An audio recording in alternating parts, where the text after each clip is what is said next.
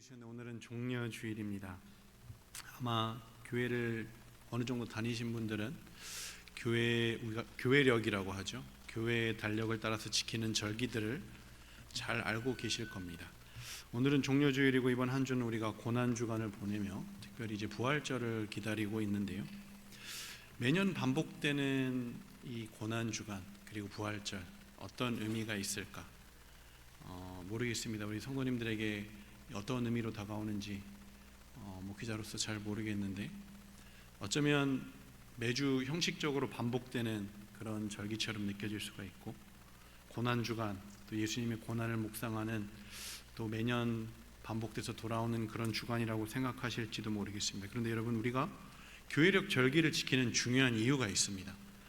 그냥 매년 똑같이 교회에서 돌아가면서 하는 그런 행사가 아니라 여러 가지 중요한 이유들이 있는데, 중요한 이유 첫 번째는 우리는 세월의 시간 속에 우리는 치여 삽니다. 세월의 시간 속에서 바쁘게 살다가 주일날 와서 우리가 어쩌면 하루 한 시간 주님을 생각하는지 모릅니다. 그런데 우리가 교회의 절기를 지키고 이 절기를 늘 마음속에 품고 우리가 그것을 따라 살아가는 것은 주님, 나의 삶의 주인은 세월의 세상의 시간이 아니라 바로 하나님이십니다 라는 것을 고백하게 하는 중요한 하나의 과정입니다. 그래서 내가 비록 세상에서 바쁘게 이 시간 속에 살아가지만 이 교회력 절기라는 게 예수님의 탄생부터 죽으신 부활 그리고 성령 강림절까지가 교회력을 차례대로 예수님의 생애를 따라 지키는 거잖아요. 제가 예수님의 시간표에 맞춰서 나의 삶을 한번 살아보겠습니다 라는 그런 기회가 바로 이런 교회력입니다. 두 번째는 우리가 신학적인 용어로 아남네시스라고 하는데요, 단순히 성경에 있던 과거의 이야기를 기억하는 것이 아니라 내가 그 이야기 속에 성령을 통하여서 그 이야기 속에 들어가서 고난주간에 있었던 그 예수님의 발걸음이 내가 따라가는 발걸음이 되고 지금 여기에 이번 한 주 여러분의 삶 가운데 역사하기를 소망하는 그런 기회를 주시는 겁니다. 그래서 특별히 이번 종려주일 우리가 예루살렘에 입성하시는 예수님의 그 발걸음을 따라서 우리도 오늘 이 시간의 말씀을 따라 예루살렘에 입성하며 예수님이 어떠한 분이신지 그 예수님의 마음을 우리가 좀 더 헤아리고 이번 한 주간 고난주간을 보내면서 여러분, 그냥 지나가는 반복되는 한 주간의 그런 교회 절기가 아니라 지금 여기에 그 예수님의 십자가의 사랑과 구원이 여러분의 가정에, 여러분이 서 있는 그 자리에 이루어지는 그런 한 주간 될 수 있기를 축복합니다. 오늘 종려주일에 있었던 그 십자가 죽음을 앞두고 예루살렘에 입성하시는 말씀을 우리가 함께 읽었습니다. 오늘 말씀 가운데는 예수님을 만나고 경험하는 사람들이 여럿 등장합니다. 이 가운데 오늘 우리가 우리의 모습을 발견했으면 좋겠습니다. 그래서 아까 말씀드린 대로 오늘 여기서 우리에게 실제적으로 정말 이 종려주일의 의미뿐만 아니라 예수님이 어떠한 분인지 내게 새롭게 경험되고 이번 한 주 정말 여러분께서 그 예수님과 함께 정말 인격적으로 동행하는 그런 한 주가 되기를 원하는데, 이 예루살렘에 입성하시는 장면은 굉장히 상징적이고 깊은 영적 의미를 담고 있습니다. 이제 예수님께서 어떻게 보면 우리가 나귀를 타고 예루살렘 성에 입성했는데 다들 왕을 환영하면서 겉옷을 땅에 이렇게 깔고 종려나무 가지를 흔들었다 정도는 여러분 다 이제 알고 계시지요. 그런데 그 성 가운데 예수님이 들어오고 나서 오늘 본문 마지막에 이런 질문이 있습니다. 이 자가 도대체 누구냐?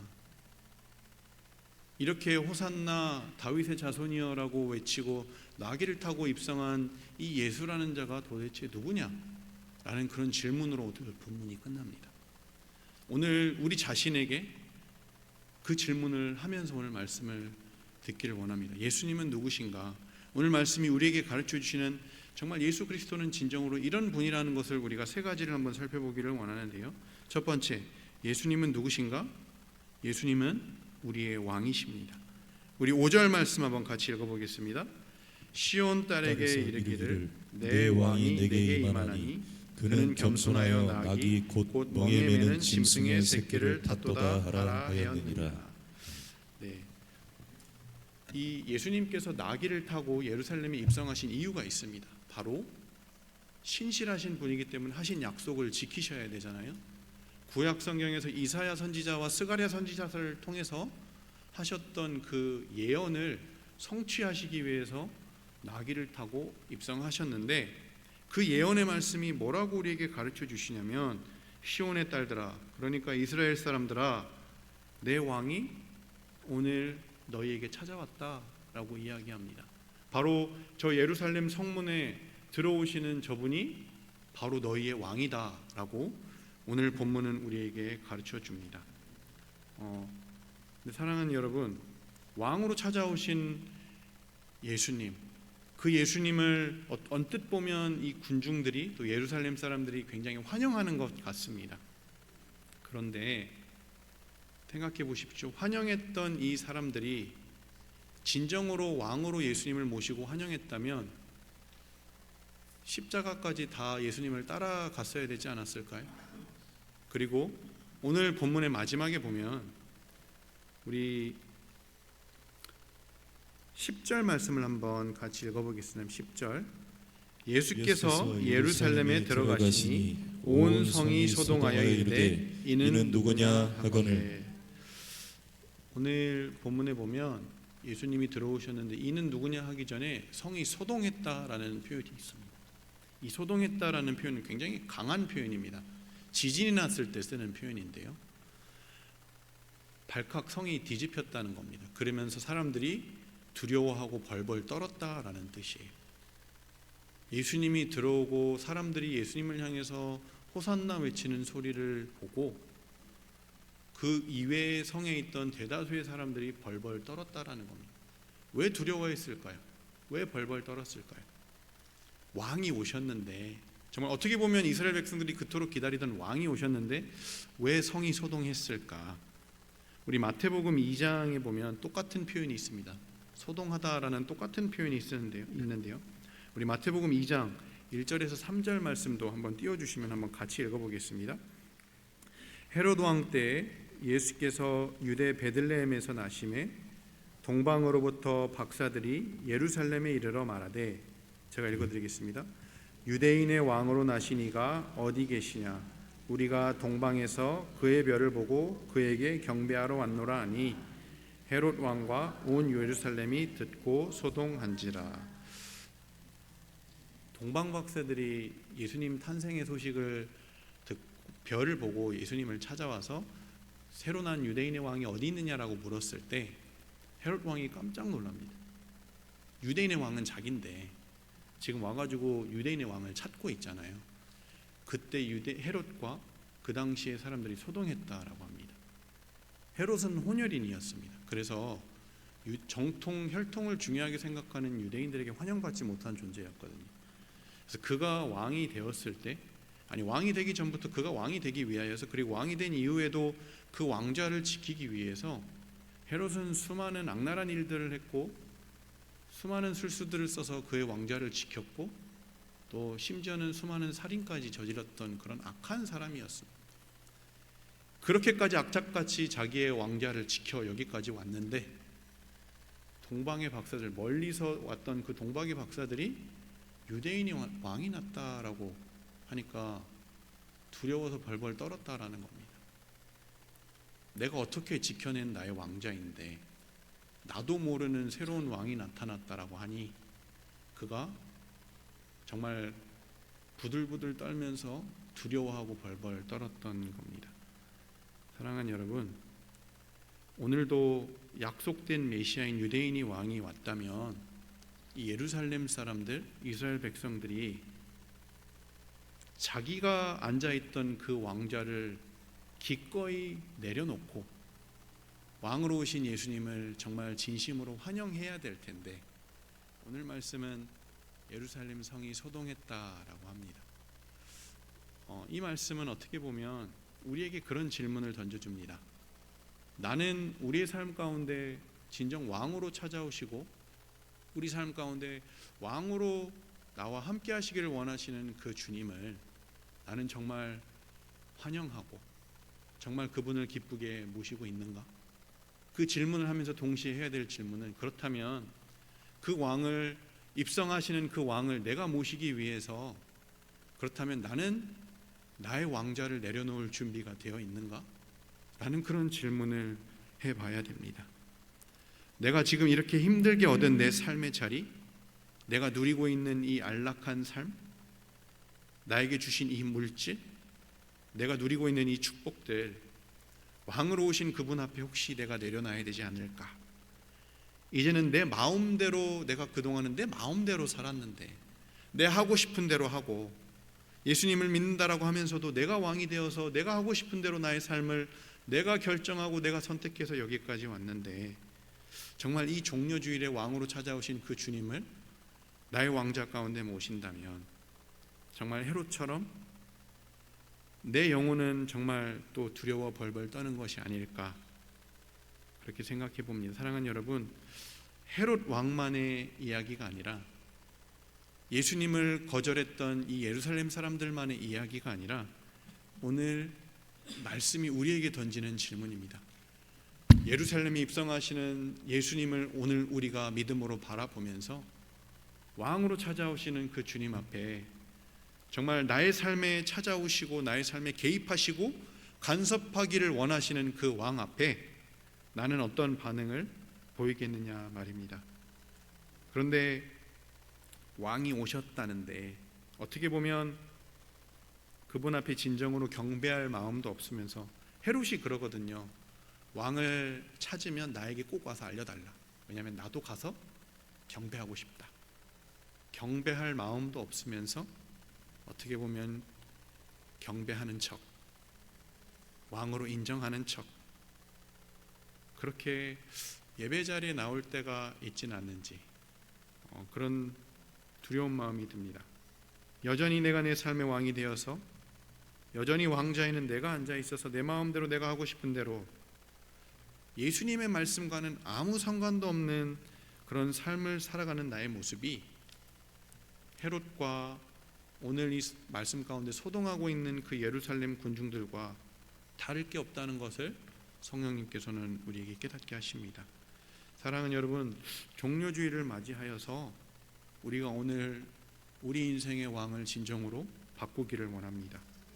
이 땅으로 오신 예수 그리스도에게 우리가 늘 입술로 찬양으로는 나의 왕이십니다라고 고백했지만, 진정으로 여러분의 마음의 중심을 차지하고 있는 그런 그 무엇이든, 그 왕자의 자리에 들어가 있는 그것이 여러분의 물질이든 여러분의 야망이든 여러분의 자녀들이든 그 무엇이든 주님, 왕 되신 주님 앞에 그것을 내려놓고 정말 이제는 주님이 나의 마음 가운데, 나의 삶 가운데 찾아오셔서 나의 왕이 되어 주십시오. 그 왕으로 모시고 내가 그 왕 되신 주님의 통치를 따라서 한번 결단하고 이번 고난주간 살아가겠습니다라고 결단하는 여러분 되시기를 축복합니다. 여러분, 그렇다면 왕 되신 그분 앞에 우리가 진정으로 보여야 될 반응은 무엇입니까? 우리 본문 7절 8절 말씀 한번 다시 읽어보겠습니다. 나귀와 나귀 새끼를 끌고 와서 자기들의 겉옷을 그 위에 얹음에 예수께서 그 위에 타시니 무리의 대다수는 그들의 겉옷을 길에 펴고 다른 이들은 나뭇가지를 베어 길에 펴고.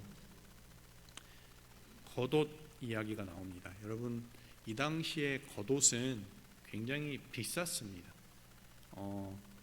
우리는 외투, 여러 벌의 외투를 가지고 있잖아요. 우리가 자주 입는 외투가 하나 있을 수 있지만 우리는 여러 벌의 옷을 가지고 있습니다. 이 당시에 유대인들은, 특별히 사막 지역에 살았던 사람들은 특별히 겉옷은 한 벌, 어쩌면 평생 그 하나의 겉옷을 가지고 산 사람들이 많았습니다. 그 겉옷이 없으면 그 사막 지방에서 그 거센 모래바람과 밤에 추운 그 바람을, 추위를 견딜 수가 없었기 때문에 이 겉옷은 그들에게도 생명과 같은 것이었습니다. 그러니 굉장히 소중하고 비싼 것이었죠.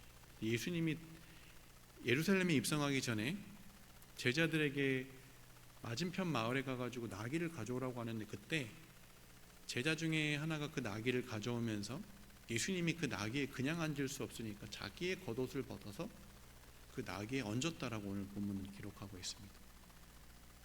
자신의 가장 소중한 것을 예수님을 위해서 내가 그렇게 그가 했던 것이지요.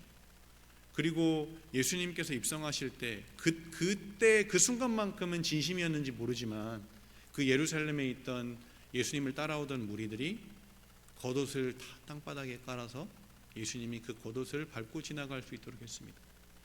그게 구약의 역사에 보면 예후가 왕이 되어서 입성할 때 이스라엘 백성들이 그렇게 한 곳에서 유래한다라고 하거든요. 왕이 입성할 때 자신의 가장 소중한 겉옷을 땅에 깔아서 왕이 그 길을 걸어갈 수 있도록 했다라고 하는데, 예수님은 존귀한 분이라는 거예요. 예수님이 나에게 가장 존귀한 분입니다. 그래서 나에게 가장 소중하고 귀한 이것을 내가 기꺼이 예수님을 위하여 이렇게 바닥에 내려놓고 깔고 싶습니다라는 그런 믿음의 고백이 오늘 있습니다. 사랑하는 여러분, 당연히 우리는 예수님을 존귀히 여기죠. 그런데 여러분, 이사야 말씀 한번 띄워주시겠어요? 이사야 53장의 말씀 한번 우리가 같이 읽어보면 좋겠는데요. 이사야 53장 2절 3절 말씀 한번 같이 읽어보겠습니다. 그는 주 앞에서 자란 아기를 연한 순 같고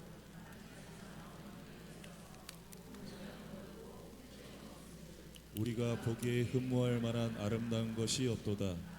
그는 멸시를 받아 사람들에게 버림받았으며 관고를 많이 겪었으며 질고를 아는 자라.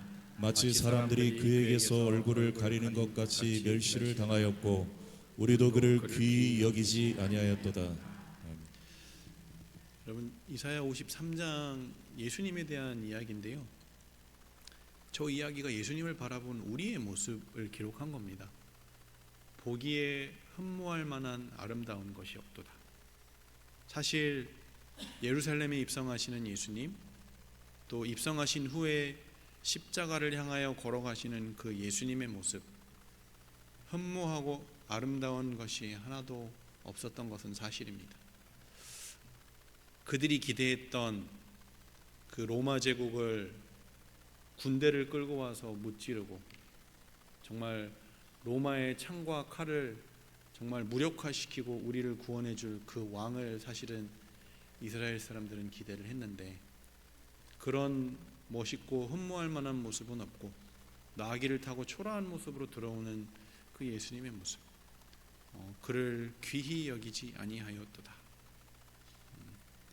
여러분, 우리가 사랑한다라고 하고 정말 나에게 소중하다라고 하지만 어쩌면 너무나 당연하고 가까이 있을 때 우리가 고마워하지 못하고 소중히 여기지 못하고 귀히 여기지 못할 때가 있잖아요. 특별히 내 사랑하는 아내에게, 내 사랑하는 남편에게, 우리 사랑하는 부모님에게. 그런데 오늘 본문 가운데는 정말 예수님이 우리에게 가장 존귀한 분이 되고 싶다라는 그런 말씀을 우리에게 해오시는 것 같아요. 이 종려주일 특별히 고난주간을 맞이하여서 그 이유가 뭐냐면 예수님이 우리를 세상에서 가장 존귀히 여겨주셨거든요. 자신의 생명을 내어주실 만큼. 그런 우리에게 이 종려주일을 맞이하여서 정말 존귀 여김 받을 만한 그분에게 자신의 가장 소중한 것을 내어드리는 그 모습을 통하여 오늘 우리도 정말 입술로는 고백했지만 삶 가운데 그렇게 행하지 못했던 나의 삶이 정말 예수님을 내 인생의 가장 존귀한 분으로, 그분을 가장 소중히 여기며, 소중히 여긴다면 정말 나의 삶 가운데 그분에게 드리는 나의 입술의 고백이나 그들에게 행하는 나의 모든 삶의 행동이 정말 그분을 존귀히 여기는 그런 삶의 모습이 될 수 있기를 간절히 소망합니다. 여러분,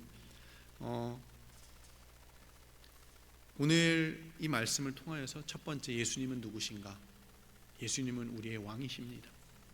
나의 왕자에서 예수님이 아닌 다른 것이 있다면 그 모든 것을 이제는 내려놓고 나의 왕자의 예수님을 모시는 종려주일, 고난주간, 그래서 그분 앞에 정말 왕으로서 그분을 가장 존귀히 여기며 나의 가장 소중한 것도 나의 가장 최고의 입술의 고백과 나의 삶의 그 순종도 주님께 내어드리는 이번 한 주 될 수 있기를 주님의 이름으로 축원합니다. 두 번째, 예수님은 누구신가? 바로 주인이십니다. 어떻게 보면 주권자라는 그런 표현이 더 어울릴 수 있겠는데요. 예수님은 누구신가? 주인인데요. 우리 오늘 본문의 3절 말씀 한번 같이 읽어보겠습니다. 만일 누가 무슨 말을 하거든 주가 쓰시겠다 하라. 그리하면 즉시 보내리라 하시니. 오늘 예루살렘 입성하시는 그 장면에 앞서서 1절부터 우리가 생각지 못했던 한 이야기가 나옵니다. 예루살렘 입성을 어떻게 준비했는지, 나귀를 어떻게 준비했는지에 대한 이야기를 상세히 기록하고 있습니다. 그 벳바게라고 하는 곳에 지금 예루살렘에 들어가기 직전에 오신 거거든요. 그 맞은편 마을이라고 하는데 아마 성경학자들은 그곳이 베다니였을 것이라고 추정을 합니다. 예수님이 가장 자주 가셨던 그런 마을이고, 제자들에게 너희가 그곳에 가면 나귀와 나귀 새끼가 있을 거야 라고 이미 알고 계시면서 이야기를 하고 계시잖아요. 그러니까 예수님이 분명 굉장히 잘 알고 있는 그런 마을이었을 거라는 겁니다. 베다니라고 하는 곳은 나사로와 마리아와 마르다가 사는 동네잖아요. 그리고 얼마 전에 죽었던 나사로를 예수님께서 직접 살리신 장소가 바로 그 베다니였습니다. 그걸 생각한다면 베다니에서 예수님을 모르는 사람은 아무도 없었을 겁니다.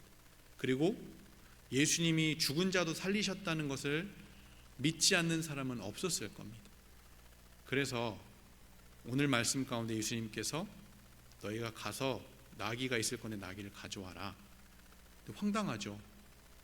가서 무작정 나귀가 있을 거라고 말씀하시는 것도 너무나 어이가 없고, 가서 그 나귀를 그냥 가져오라고 하는 것도 굉장히 당황스러운 일입니다.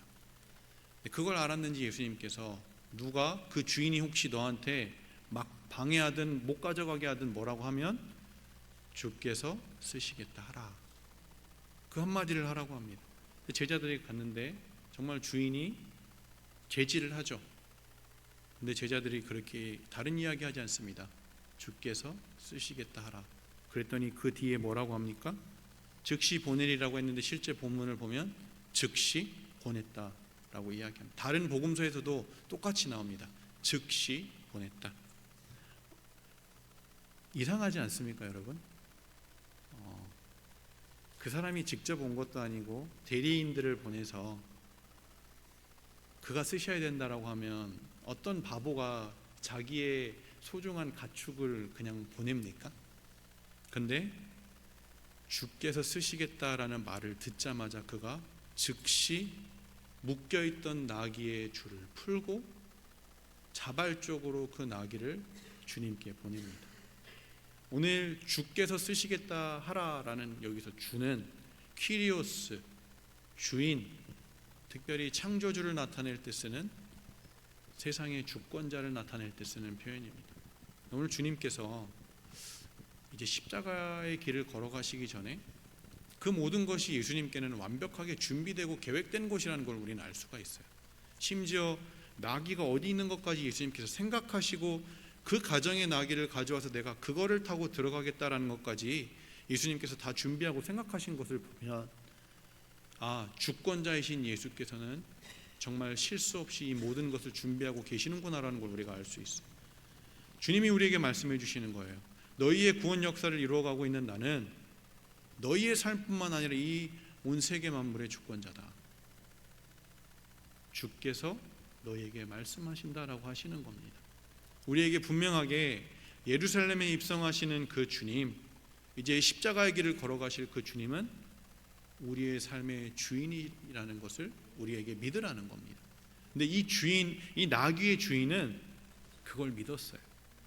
그래서 주께서 쓰시겠다라는 말을 듣자마자 물어보지 않습니다. 타협하지 않습니다. 계산하지 않습니다.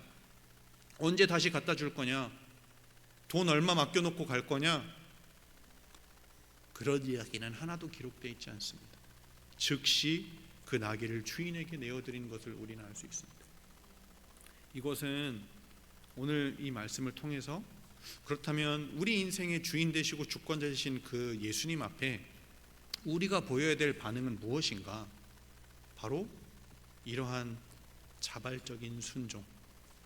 하나님은 주인에게 우리가 이런 자발적인 순종을 하는 자들 되기를 원하십니다.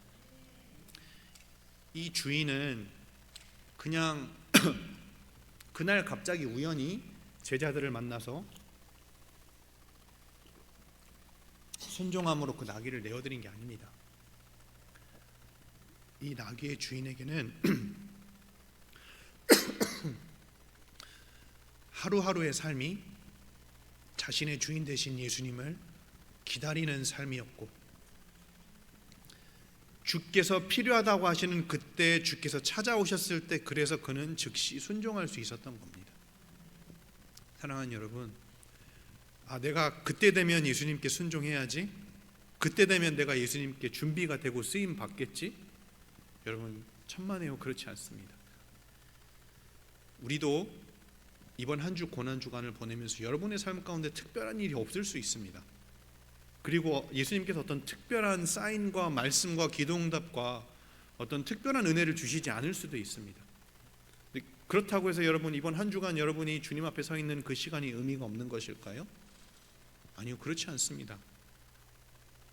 이 나귀 주인이 하루하루 그의 진부한 일상 가운데 그가 예수님을 기다리는 마음으로, 순종의 마음으로 하루하루를 살았기 때문에 정말 예수님이 말씀해 오실 때 그가 즉각 순종할 수 있었던 것처럼, 우리도 이번 한 주 고난주간을 보내면서 여러분께서 정말 주님의 음성을 듣기를 힘쓰고 민감하게 반응하며 예수님께 하루하루 자발적으로 순종하려는 그런 마음으로 살아가실 때 주께서 쓰시겠다라는 주님의 음성을 듣게 되실 줄로 믿습니다. 그리고 주님이 나를 쓰시겠다라는 그 약속의 말씀을 들을 때 정말 즉시 순종하는 여러분 되실 수 있기를 축복합니다.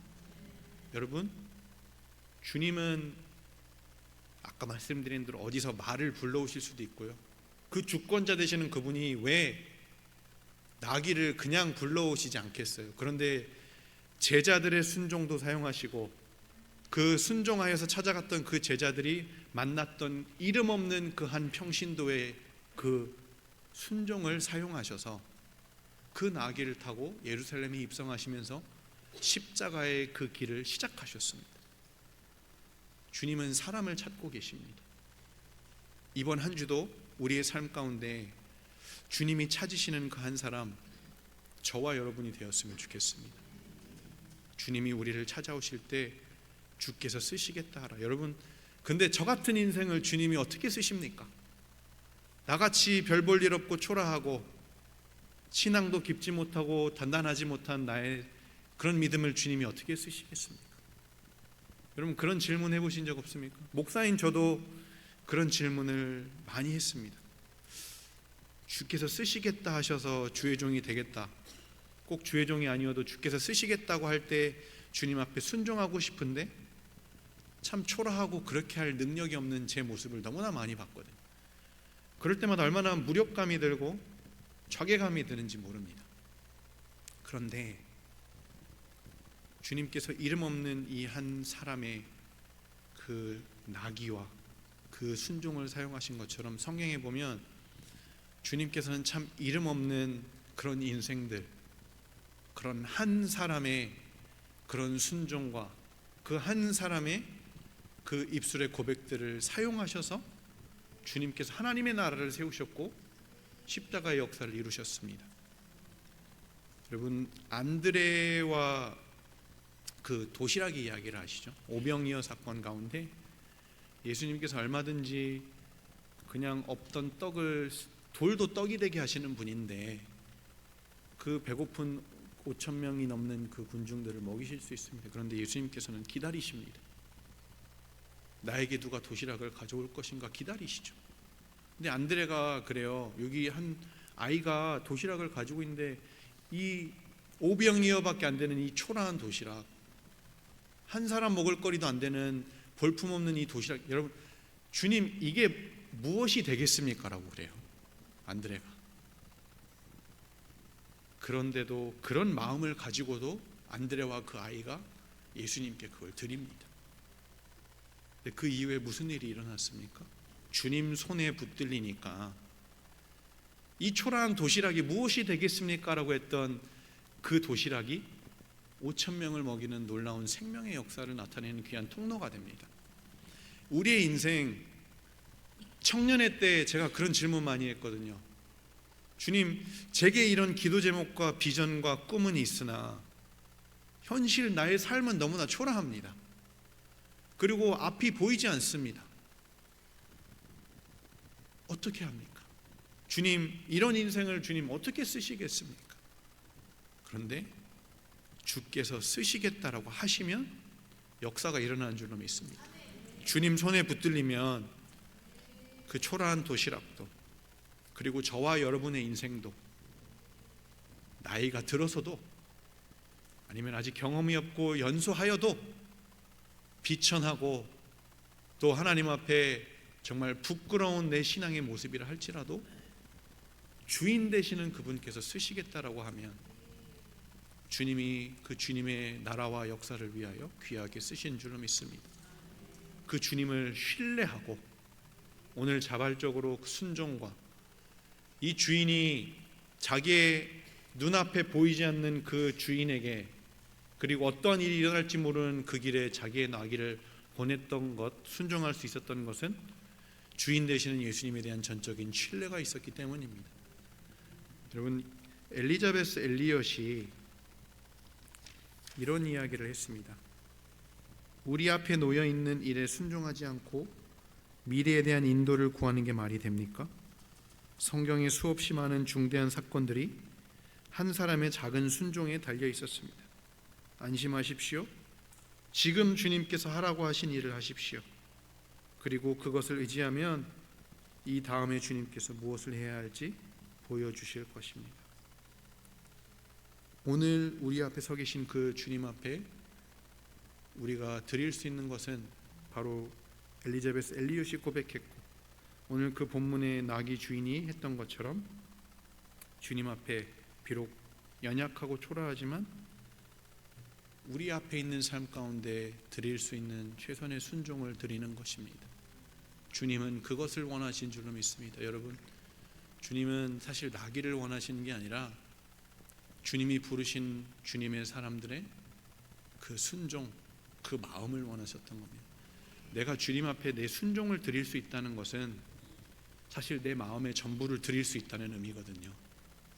주님께서는 어떠한 화려한 예배나 어떠한 비싼 번제물, 희생양을 원하시는 게 아니라 주님은 우리의 마음을 원하십니다.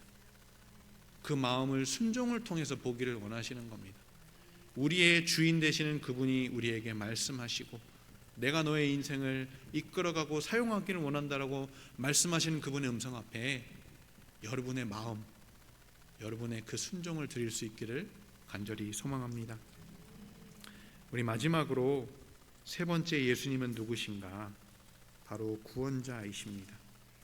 세 번째 예수님은 누구신가라는 그 질문에 오늘 말씀은 우리에게 예수님께서 바로 약속된 메시아라는 것을 우리에게 가르쳐 주십니다. 우리 9절 말씀 한번 다시 읽어보겠습니다.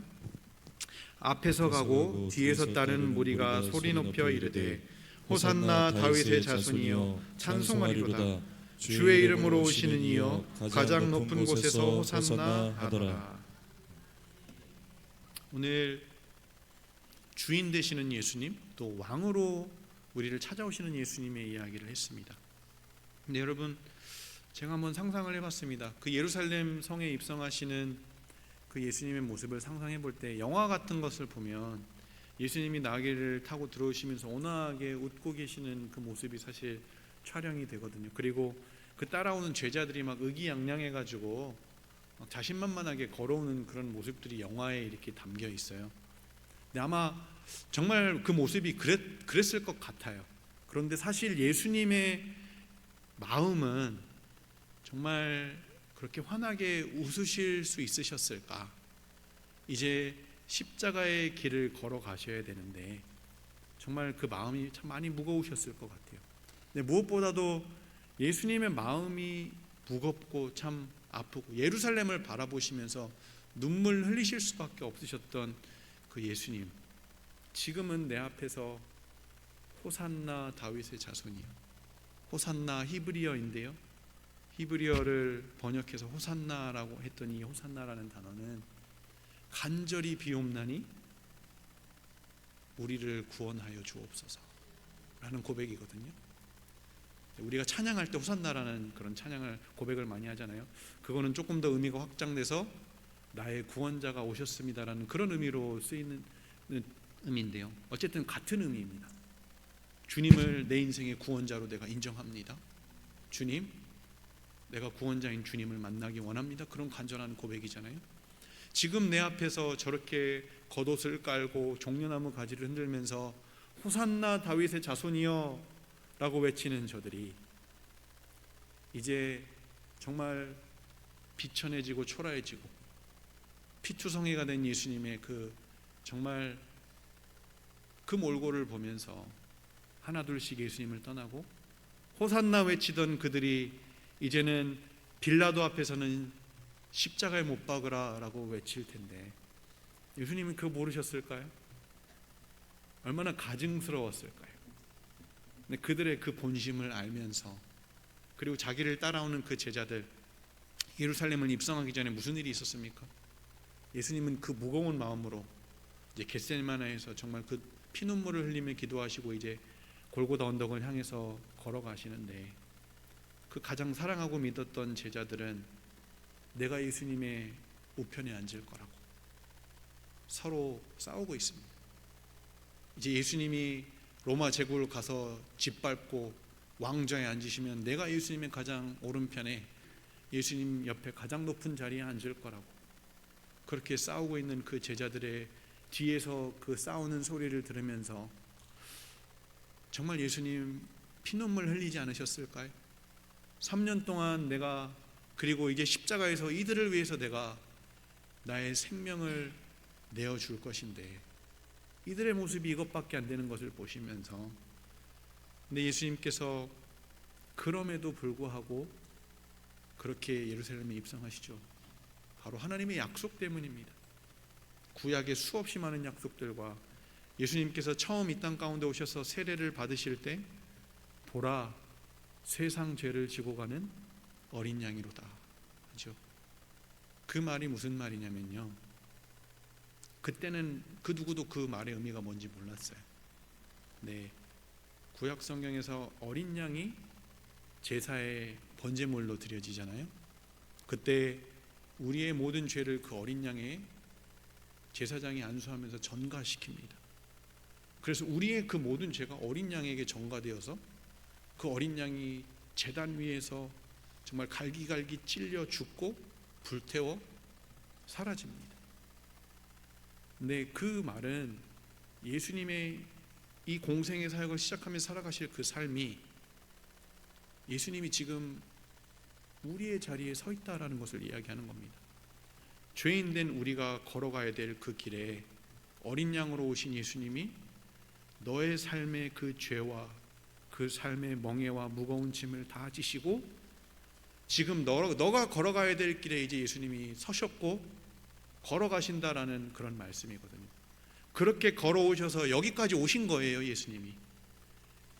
근데 그 주님 앞에 정말로 우리가 진정으로 해야 될 고백이 그렇습니다. 주님, 호산나 다윗의 자손이여 나를 불쌍히 여겨주소서, 나를 구원하소서라는 그 진정한 고백이 우리에게 있어야 됩니다. 네, 오늘 이 군중들이 하는 고백은 사실 그렇지 못했다는 것을 우리는 알 수 있거든요. 왜냐하면 정말로 우리의 죄를 지고 십자가에 예수님이 서셨을 때 그 어느 누구도 호산나 다윗의 자손이여 외치는 사람은 없었거든요. 오늘 이 말씀을 통해서 정말로 저와 여러분이 이번 한 주 고난주간을 보내면서 인격적으로 정말로 내 삶의 모든 무게를 짊어지시고 십자가의 길을 걸어가신 그 주님을 우리가 묵상할 뿐만 아니라 그 주님의 마음을 헤아려서 주님의 마음이 이렇게 아프셨구나, 주님이 나의 이러한 삶의 모습, 제자들과 같은 그런 모습, 정말 변심하고 그런 자기의 입맛에 맞게 예수님을 부르고 예수님께 기도하는 그 군중들의 모습을 보면서 예수님의 마음이 손에 못이 박힐 때 아팠던 게 아니라 우리의 그런 모습을 보면서 예수님의 가슴에 못이 박혔겠구나 라는 것을 우리가 깊이 헤아리고 묵상하며 주님 앞에 엎드리고 회개하며 우리도 그 주님 앞에 눈물로 주님, 이제는 그러한 모습이 아니라 우리가 이 십자가의 길을 걸어가시는 주님을 따라가기를 원합니다 라는 그런 고백이 있기를 바랍니다.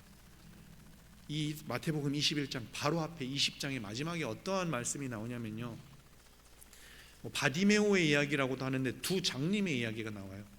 예수님이 예루살렘에 입성할 때 처음으로 다윗의 자손이여라는 그런 찬송을 들으신 게 아니라 예루살렘에 입성하기 직전에도 장님이 이제 여리고성을 나오실 때 그 성 앞에 있는데 예수님이 지나가시니까 예수님에 대한 소문, 그러니까 예수님에 대한 말씀을 들었잖아요. 그러니까 예수님이 오셨다, 찾아오셨다라는 그런 말씀을 듣고 그가 그 수많은 군중들을 뚫고 소리칩니다. 다윗의 자손 예수여, 나를 불쌍히 여기소서. 그때 예수님께서 가시던 그 발걸음, 이제 예루살렘 성을 향하여서 그 무거운 마음으로 가시던 그 발걸음을 멈추시고 그 장님을 향해서 몸을 돌이키십니다. 그때 제자들이 꾸짖어요. 야, 이 더럽고 부정한 놈아, 네가 뭔데 바쁜 우리 선생님을 부르냐. 우리 선생님이 이제 예루살렘에 왕좌에 앉으러 가셔야 돼. 너 같은 놈은 거들떠볼 여유도 없으셔 라고 하면서 그를 책망하니까 그가 더 크게 소리 지릅니다. 다윗의 자손 예수여, 나를 불쌍히 여겨 주옵소서. 자신의 그 모든 것을, 지금 내가 주님 만나지 않으면 내 평생 눈 뜰 수 없다는 그 마음으로 그가 주님을 부르는데, 여러분, 그게 예수님이 예루살렘에 입성했을 때 저와 여러분이 그리고 그 사람들이 예수님께 했어야 될 고백의 모습입니다.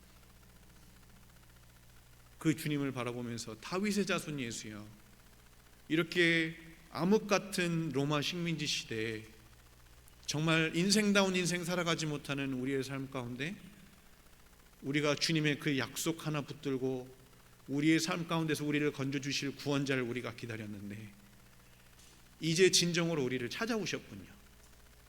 그러니 우리가 겸손히 왕이요 주인 되신 주님 앞에 엎드리오니 간절히 기도하오니 우리의 손을 잡아주옵소서. 우리를 건져주옵소서. 우리를 구원하여 주옵소서. 이것이 호산나 다윗의 자손이여 라는 그 고백인데, 여러분, 오늘 이 종료주일과 고난주간에 구원자로 우리를 찾아오신 그 주님, 여러분의 삶 가운데 영적인 죄악의 문제뿐만 아니라 여러분의 삶의 질병, 물질, 관계, 그 어떠한 문제, 여러분의 삶의 그 모든 멍에와 그 짐을 대신 짊어지고 그 십자가의 길을 걸어가겠다라고 오신 그 주님 앞에 그 장님이 고백했던 그 간절한 마음으로 다윗의 자손 예수여, 나를 구원하소서라는 그 고백이 오늘 우리의 고백이 되기를 원합니다. 그때에 구원자 되신 그 주님이 진정으로 여러분 만나 주실 겁니다. 정말 여러분의 그 문제를 해결해 주시는 분이 아니라 진정으로 여러분의 삶의 짐을 짊어지시고 그 십자가의 길을 걸어가며 호산나라는 부르짖음에 하나님께서는 자신의 가장 소중한 아들을 내어주셨습니다. 우리가 호산나 다윗의 자손이여, 그 찬양과 그 고백을 우리가 이번 고난주간에 기억하면서 자신의 가장 소중한 것, 그것을 아끼지 아니하고 우리를 위하여 주신 그 하나님의 사랑, 그 하나님의 그 사랑, 그것에 순종하여서 자발적으로 십자가의 길을 걸어가신 그 주님, 그냥 구경꾼으로 오늘도 그 말씀을 구경하고 정말 구경하는 자들이 아니라 끝까지 십자가 앞에까지 내가 예수님을 따라가서 내 평생 예수님을 이렇게 따라가는 삶을 살아보겠습니다. 그렇게 결단하는 저와 여러분이 될 수 있기를 간절히 소망합니다. 그것이 예루살렘에 입성하면서 주님이 우리에게 간절히 원하고 바라시는 주님의 마음인 줄로 믿습니다. 여러분, 오늘 이 말씀을 통해서 예수님은 누구신가 우리가 함께 살펴보았습니다. 우리의 왕이요, 또 우리의 삶의 주인이요, 또 정말 우리를 건지시는 구원자 되시는 그 주님, 그 주님이 정말 누구인지 분명히 오늘 다시 한번 우리가 기억하고, 이번 한 주 여러분 그냥 지나가는 시간이 아니라 영적으로 골고다 언덕을 걸어가시는 그 주님을 따라서 나도 주님의 십자가를 함께 짊어지고 그분이 걸어가시는 그 길에 우리가 동참한다 말하기는 참 너무나 과분하지만, 주님, 제가 이 십자가의 길에 한번 감히 따라가 보겠습니다 라고 고백하시는 여러분 되시기를 주님의 이름으로 축복합니다. 기도하겠습니다.